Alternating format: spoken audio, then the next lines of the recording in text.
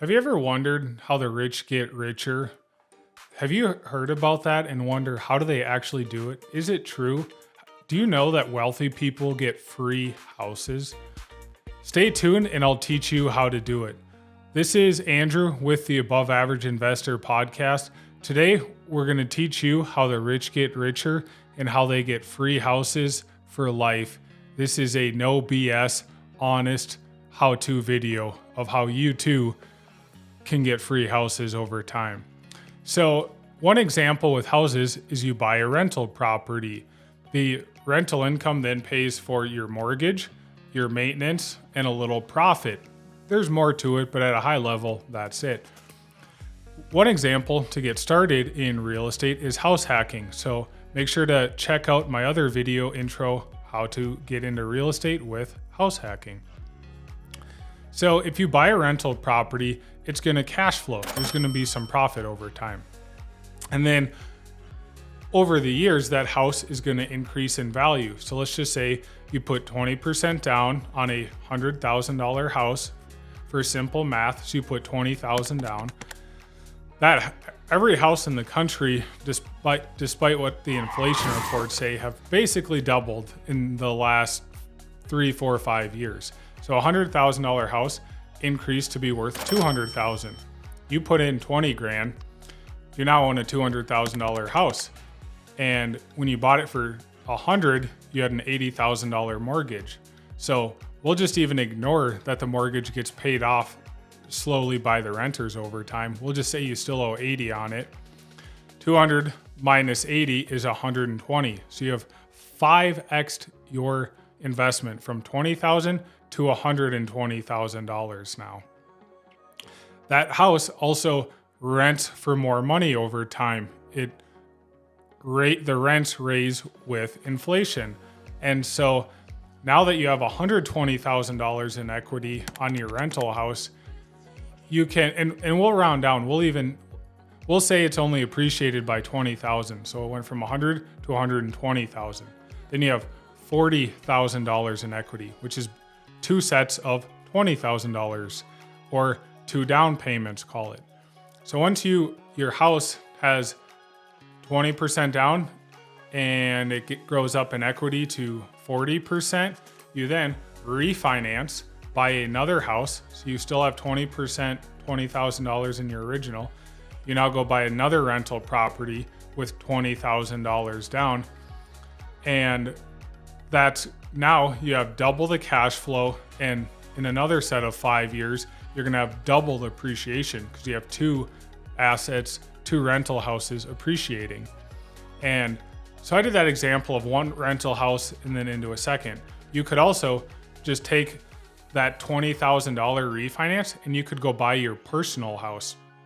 You could use the cash flow from the rental to help cover partially or fully your new mortgage. So that's one example of how if you start out with buying a rental property first and buying a personal house second, you can have a free down payment and you can have partial mortgage coverage or maybe even live for free. However, compound interest works exponentially. So if you take that first rental property, then you refinance and you buy a second rental property, wait another couple of years for those values to increase. So now each of those equities or down payment of 20% or $20,000 doubles to $40,000 worth or 40% of a house. Then you could refinance one of those to go buy a personal house, refinance the second one to go buy a third rental. So now you own 4 rental properties and you only had to come up with 1 down payment, and that passive income or the cash flow from the first one helps cover the subsequent following up rental houses. And as that equity grows over time, you just refinance and you use that as a down payment. So you really don't need to save any more money after that first down payment. Of course, if you want to grow faster, keep saving up down payments as well, especially now your mortgage expense or your rent expense is partially covered by rental income, or maybe you're living for free. then you can really just save your old rent payment and come up with another down payment. And so that's how the monopoly game of real estate works. That's how you buy one house and it turns into 2 to 4 to 6 to 8 houses or 8 units.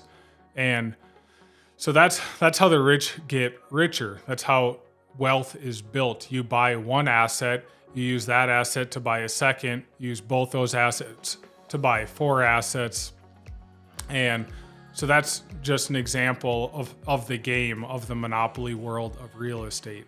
And not to mention those renters or that investment is paying off that loan over time. So the rental income is paying down that mortgage. So over 30 years, you're going to have a free and clear house, and potentially even sooner. So then your rental profit's going to be, go from a small portion of that rental income to pretty much the whole rental income minus maintenance is going to be your cash flow or your passive income or your profit. And so then you can just simply retire, and you can pencil this out really easily with thinking of how many thousands of dollars do I need to retire per month. Let's say you live off of $4,000 a month. And let's say rent in your area is $1,000 a month for easy math.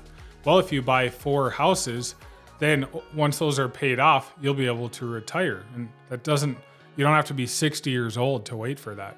So if you come up with one down payment, wait for that equity to grow, refinance, buy a second house, rental house, then you wait for both those equities, the equity in both those houses to grow, and then you buy 2 more properties. You now have 4 rental properties, and you can see how that compound interest can then raise. And maybe you pay off the houses early with that extra cash flow.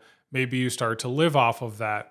A lot of options there. Maybe you continue to buy more rental property or invest in the stock market or other investment vehicles. So hopefully that was helpful and taught you some things. If you learned something or have any questions, drop a comment down below. And if you found this video helpful and want to catch our weekly new releases to help the average earner become an above average investor, hit that like and subscribe button. Thanks all.